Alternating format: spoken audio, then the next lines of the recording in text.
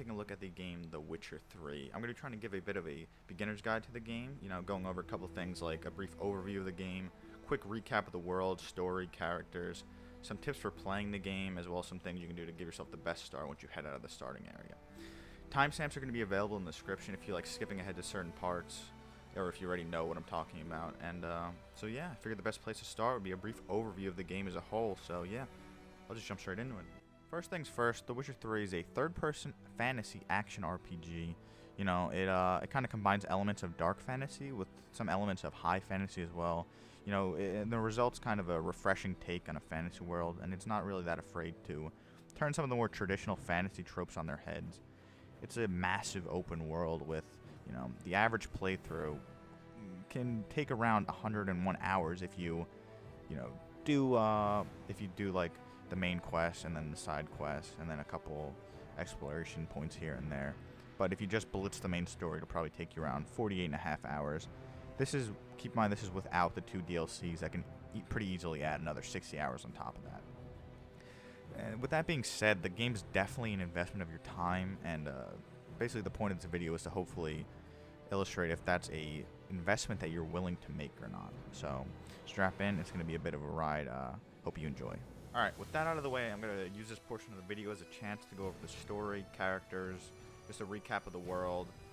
It might seem a bit daunting at first to just jump in at the third game when there's been, 2 other games, 7 other books. But the game actually does a pretty good job at explaining and setting up the characters. Probably a better job than I'm going to end up doing. But, it's not a bad thing necessarily to jump in at the third game. Besides that, I'll have kind of an infographic in the description, a picture if you want to look at that. If you're interested, that explains it a little bit better too. Alright, now it's time to talk a bit about characters. But before I do that, I'd like to go over what a Witcher is really quick. A Witcher is basically a human that was, from the time they were a child, trained and genetically altered through mutagens to become the most efficient monster-killing machines that they could be. They have heightened reflexes. They're more durable than normal humans. They're slightly stronger, faster. Not like superhuman level, almost superhuman level, but not quite. They have cat eyes, which lets them see in the dark. They can imbue special potions that would normally be toxic to most non-Witcher people, like with toxic ingredients that would kill them, but otherwise, would heal or stop bleeding, something like that. People don't generally like them very much. They're viewed as, especially now in the modern day, modern in air quotes in terms of the Witcher world, they're viewed kind of like outcasts. There's not much of a need for them anymore. Like monsters are becoming less and less prevalent as humans build up civilizations, and there's not really much of a place for them anymore. And the church kind of uses them as a scapegoat. It's pretty interesting in game to see how they handle it. But yeah, that's pretty much it about Witchers. And now we're going to be talking about who that Witcher is. Geralt of Rivia. Yeah, like I said, now it's time to talk about Geralt, the main character, Witcher, mutated monster slayer who loves him some Gwent, white hair, pale skin. He actually owes this unique appearance that he kind of has to the mutagens he was given.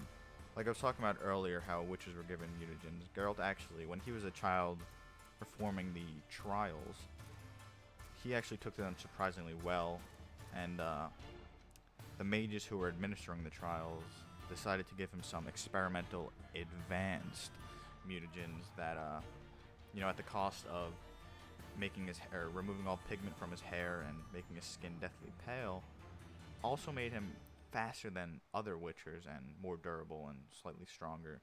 And this coupled with his expert swordsmanship, it really makes him one of the more dangerous people in the game, and definitely not somebody you want to come up against. Geralt also actually had amnesia before the events of Witcher 3. It plays into some minor plot points in here and there in Witcher 3, but I just kind of wanted to touch on it so it doesn't come out of nowhere when I talk about it a bit later, when I talk about the Wild Hunt and Witcher 1 and 2. That's probably the majority of what you're going to need to know about Geralt going into Witcher 3. You're going to be playing as him for the most part in the game, so you'll get a lot of time with him. You'll get to know him better than what I'm going to say anyway, so I don't want to waste anyone's time here, so let's just go straight into Ciri. Ciri is probably one of, if not the most important characters in the world of The Witcher, like the overall story. She's Geralt's adopted daughter. The story behind it's actually pretty interesting, but I don't think I'm going to go into it here, as it can get kind of confusing in a little section, so I'll just leave that out for now. They have a very close father-daughter relationship, you know. She grew up with him. She's always been kind of an outcast. But other than that, like I said, she's one of the most important characters in the Witcher world. She has elder blood, which you'll definitely learn about in game. It's one of the major plot points. So I don't think I need to go into it in too much detail. But it basically gives her the power to manipulate space and time. Space, meaning like actual physical space, like matter, not, you know, Jupiter and shit. Her powers make her a prime target for people wanting to take advantage of her and use her for, you know, political gain, stuff like that. But that's pretty much all you need to know about Ciri going into the game too. Just, like I said, keep in mind the Elder Blood and her relationship to Geralt and the other characters that we bring up. Those are the two most important things knowing to go in, so you're not just completely blindsided by it. But with that being said, let's talk a bit about Yennefer. Yennefer is a sorceress. She's definitely a bit abrasive and is known to get on people's nerves quite a bit. But she's also Geralt's main love interest from the books and one of the main romance options for this game. She's tied to Geralt via a wish from a djinn or genie that Geralt made in the first book. And she kind of acts as a mother figure to Ciri in the series. And that's pretty much all you need to know about Yennefer too. So, you know, just keep in mind the relationships that these characters have with each other, so you kind of understand it a bit quicker once you head in the game. There's also Triss, who's also a sorceress, and she was kind of she took over the romantic role in Geralt's life when he had amnesia during the first 2 games. She's also one of the main romance options in Witcher 3, and on the internet, the choices between these two kind of sparked a bit of a waifu war between the community, and it still goes on to this day. But besides all that, she kind of has like a sister kind of / cool aunt relationship with Ciri, which I don't know, it's kind of weird. And the last character I'm going to be getting into before I just kind of blitz through the other kind of more minor ones who are still kind of important, but I don't feel like going too much into, is Dandelion. He's a famous poet on the continent. He's a traveling poet. He travels all throughout the land, and he's written a couple poems or ballads about Geralt, and it gave Geralt a little bit of fame, like I said a bit earlier. He's Geralt's closest friend, and he's pretty prone to getting into trouble. And he's kind of like a brother to Ciri, so that's pretty much all you need to know about Dandelion. Alright, it's time for the time to blitz through these last couple of characters here, so you just have a brief understanding of them when you meet them. There's Zoltan Chive. He's Geralt's dwarf friend, and he's been a constant ally to Geralt throughout the series. There's Vesemir, who you meet in the beginning of the game and a little bit later, and he plays a kind of mentor / father figure role to Geralt. He's also the oldest known Witcher alive that we know of in the series. Then there's Eskel and Lambert, fellow Witchers from the School of the Wolf. They're like brother figures to Geralt. Emperor Amir var Emrys, voiced by Charles Dance, who also is in Game of Thrones. He's the Emperor of Nilfgaard, which is the largest empire on the continent. It's in the south, and it's extremely powerful. There's King Foltest, who was the king of Temeria. He was assassinated in Witcher 2, and he's important to kind of how the political climate plays into in Witcher 3. There's also King Radovid, who's the king of Redania, and he used the disarray that was caused in the north when the kings were assassinated to consolidate more land and power for his kingdom in the north, and he's one of the big players in the political climate in Witcher 3. Alright, just to quickly touch on the Wild Hunt, you know, subtitle tagline of the game. They're actually a group of elves from another world. I'm not going to get into what they want exactly or what they're after just yet. I feel it's better if you kind of experience that yourself. They kind of explain it later. They're supposed to be kind of mysterious and elusive, you know. Like I said, they get fleshed out later. Not as much as I'd have liked, maybe, but still, like I said, mysterious and elusive. In terms of the story, though, that you might want to know, after the end of the books, but before the first game, Yennefer was abducted by the Wild Hunt, and Geralt went on a quest to try and rescue her, basically, and it ended up coming to a close when they fought, and it was a stalemate, so Geralt traded himself for Yennefer and became a rider with the hunt for a little bit. Somehow he was saved. I'm not going to spoil that, and somehow he was saved, but as a result he gained amnesia as a side effect, and that's basically how the first game starts. And speaking of the first game, that's what we're going to be talking about next. Alright, now I'm going to kind of get into a brief summary of kind of the stories of Witcher 1. I'll start with, and then I'll do Witcher 2 a little bit later. I'll try to keep minimal spoilers just in case, even though I'm pretty sure the statute of limitations for spoilers on this game is well up. It's been over 10 years. The Witcher 1 hasn't aged extremely well. You know, I personally enjoyed it, but you know, I'll do anything to just get a little bit more Witcher. As you can see here, hasn't aged extremely well, especially the graphics. Witcher 1 doesn't play into the grand scheme of things too much. Basically, you know, you find out Geralt lost his memory. Witcher secrets are stolen from Kaer Morhen, the School of the Wolf, where Geralt and Vesemir and Eskel and Lambert are from. And the game is basically just trying to get the secrets back with the other fellow Witchers. You know, it doesn't really play into the grand scheme of things as much, but it still might help you out here and there if you know it. Alright, and as for Witcher 2, like I said, I'll try to keep spoilers to a minimum, just in case, you know, better safe than sorry. Witcher 2 sort of plays into it a bit more, mostly kind of the political side of it, how the world overall is.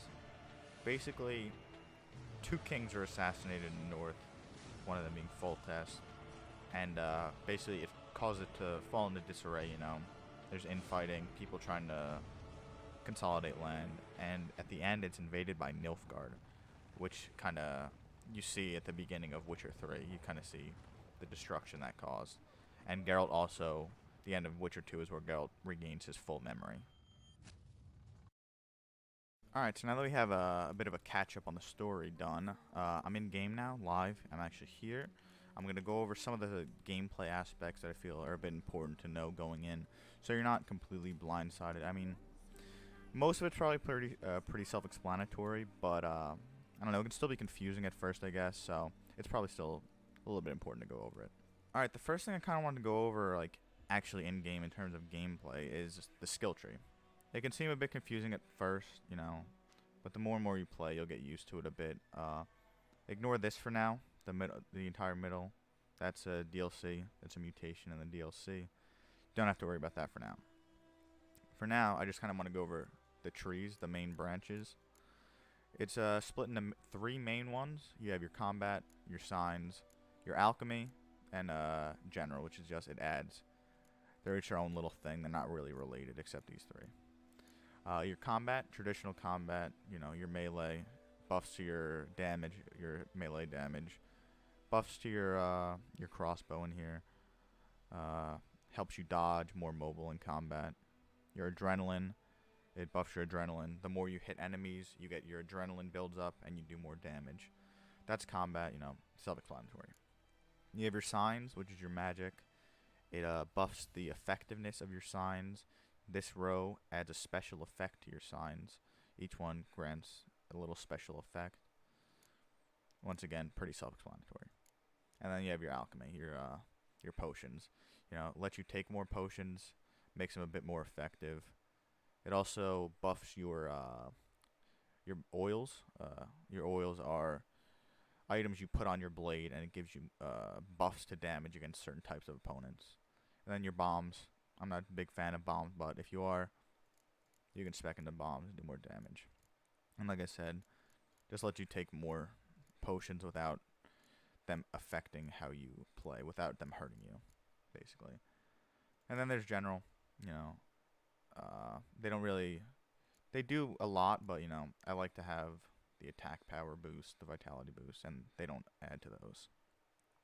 They're useful, though. These three are probably the most useful. They, gives you buffs if you, say you want to spec completely into light armor. Every piece of light armor you wear, it's going to up your critical hit damage by 25% and fast attack damage by 5%. So if you're going for a light armor build, pure, light armor build, you're gonna get a bunch of, combat perks. Throw this somewhere down here, maybe a couple alchemy and sign perks. But these things over here I was talking about earlier, they're mutagens, and they add attack power. Or, well, they each do their own separate thing. The green ones up your vitality, and it's boosted by every green perk you have in the certain section of the tree.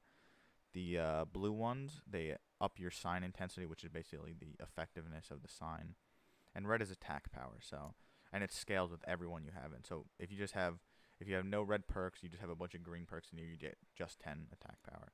But once you start putting in red perks, you get a buff. That buffs, it's now 30%. And then, like you see over here, 40%. These are going to be locked when you start the game. You unlock the slots for them as you level up. I think you unlock this at 2, 4, 6, and it keeps going. This will be locked 2. You'll only have 1 slot, but you can level it up 5 times. So for your first 5 levels, you're probably just going to be leveling up your first perk. Speaking of perks, places of power are going to be pretty important, especially early game. It lets you start leveling up perks even though you're not going to be leveling your character level up in the top right here, but you'll still be able to level up your perks. Places of power, they're on the White Orchard map that you're going to see in a bit once I talk about the best start for White Orchard. Basically, they're hidden around them, or not hidden, but they're around the map, and they're little standing stones. I'll probably show some footage of them right here. They're little standing stones. You can walk up to them, meditate at them, and they give you a buff to a certain sign and a free perk point that you can put in whatever. So even if you're not leveling up your character, you can get perk points to put into these perks. So yeah, pretty important. Like I said, I think there's 4 or 5 in White Orchard alone, so you're probably going to want to hit those before you leave. The next important thing I wanted to talk about was the alchemy. The alchemy in this game is actually pretty important. I'd say it's probably necessary. You could obviously still go the entire game without doing a single thing in here, but it'll make the game a lot easier. This is your healing potion. You're not going to have to rely on munching down some bread in the middle of a fight, and it's not as effective. So yeah, keep an eye out for, pick flowers when you see them, loot enemies, loot boxes. You'll find alcohol in there. Alcohol also actually, when you meditate in this game, here, let me just set up a scenario, it'll be easier to explain. Say you get into a fight, use both of your swallow potions, and you have no more left. If you meditate, like over here, if you go to meditation, you meditate, and you have alcohol in your inventory, it actually regenerates those potions. It refreshes them. So you don't have to make swallow every time you use one. It's a one and done thing. You make it, and then you can get upgrades for it. You find these upgrades in boxes and locations, or you can buy them from alchemists around the world. Next up is your oils. Your oils give you buffs. You apply them to your sword, and they give you buff to specific enemy types like necrophages or specters. It's not much, it's 10%, but in the early game you're gonna be clawing your way through it. You're gonna want every little advantage you can get. The game, I'll just say this right now, the game, the starting area is probably the hardest part of the game, and then it's not that hard. So the game gets a lot easier as you level up, and once you get used to the combat, and once you start getting better gear, it's very RPG in that sense. By the end of the game, it probably won't be that hard. So if you like harder games, it's probably not a good thing for you. And then there's your bombs. I'm not too big a fan of bombs, but you're gonna probably need them if you're gonna be clearing out locations. I try to make the Samum bomb, however you say it, before you leave White Orchard if you're gonna go to all the question marks, because you need them to destroy monster nests, and monster nests give you good loot, stuff like that. This isn't too important now. This is mostly for later game stuff. It's pretty self-explanatory too. So, and then there's your mutagens, like I was showing earlier. You'll start with lesser mutagens, which don't give you that much at all, and then you use 3 of those to make a normal red mutagen, and then use 3 which have a bigger buff, and then you use 3 normal red mutagens to make a greater red mutagen, and those are what you saw in the skill tree. They gave you a much larger buff. Same thing for the other 2 kinds, same thing all around. And then really quickly, just the last thing, crafting. Crafting's much more self-explanatory than the other 2 things. Collect the components, craft at a blacksmith. You have to go to a blacksmith to forge weapon, and then armors for armor, obviously. And then, yeah, self-explanatory. I'd keep a lookout for Witcher gear. Witcher gear's the best armor and weapons in the game. You know, you'll find maps for them at blacksmiths. So if you wander a new village and you see a blacksmith, make sure to just check his inventory really quick, look for a map, and buy it if you see it. They should have a little yellow star on the corner. So just keep an eye out for those. That's all I really want to touch on here. In terms of actual gameplay and combat, if you play the tutorial, you should have a pretty decent understanding of it. There's two evasive maneuvers you're going to have. You're going to have your dodge and your roll. Oh. I'm not going to touch on combat too much because if you play the tutorial, you'll probably know pretty much all you need to know about it.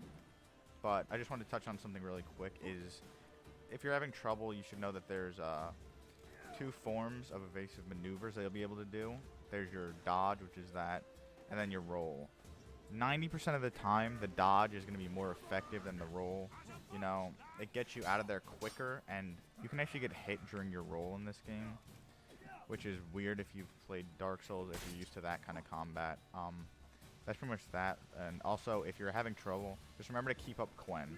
Keep up Quen pretty much at all times. As soon as it comes back up, just keep it up. That's if you're having a bit of trouble, you know. It's obviously pretty OP. You get a free hit on you, and it doesn't do any damage, but just remember that if you're having trouble. Dodge, and then keep up Quen, and you should be good. Now that the rest of that's out of the way, I'm actually going to take a look at this map right here for a second. It'll be in the description. I'm not going to keep it up on screen for too long, but these are the locations that you're going to be wanting to visit if you're looking for the best start out of White Orchard. As you can see, there's the side quests, which are going to give you some XP, and a little bit of a look at the world and some more understanding of it. Then there's the green ones. These are probably the most important. They're places of power. These are every one you go to is going to give you one perk point that you can use to level up. And since you're probably only going to be like level maybe 4 max, maybe 5 coming out of White Orchard, these free skill points are really going to matter. You know, you're going to be doing more damage, say if you put in your combat perks. So I definitely at least try to get to these. And then you see the blue ones there, the Witcher gear. There's only 2 locations on the map for these. These are going to give you some of the best swords you can get early game. They usually last me a pretty decent amount of time, so I definitely try to get these if you're feeling like it. And then these miscellaneous locations. The 2 on the left side of the river are abandoned locations. If you go to those and clear them of whatever enemies there, you get a pretty decent chunk of XP, especially early game. And then the one on the right is just a little item you can easily miss if you're going too fast. It's nothing really that special. It just gives you a couple of unique lines of dialogue later game. You can hand it into Yennefer, and you get a bit of XP and some unique dialogue. It's something that I missed in the first playthrough, and it's nothing important, just a little cool. So that's it for the map and the best start. Like I said, it'll be in the description below if you want to keep it up for reference and be in a bit higher quality. Alright, and believe it or not, I'm finally done. I'm finally done talking. I'm finally done chewing your ear off. Like I said, that's pretty much it. Like I said in the beginning, I hope that this kind of made you reach a decision on whether or not this game is for you. Personally, for myself, I did not know a single thing about this game. I kind of found it on sale a couple years ago, and it ended up becoming probably my favorite game of all time. You know, I put way too much hours into it, and you know, as the series as a whole, I probably put way too much time into. You know, after playing the game, I went back and read all 7 of the books. I'm waiting on the 8th one to be translated to English right now. And, yeah, I went back and played all the games. You can usually find Witcher 3 on sale a lot of the time, usually. It goes on sale a lot. You can actually pick it up for pretty cheap, especially now, a couple years after it came out. But, yeah, sorry for rambling a bit at the end here, too. Like I said, this is the end. Hope you guys enjoyed. Check it out, you know. Links in the description for pictures that I use in higher quality, and that's it. Bye, guys.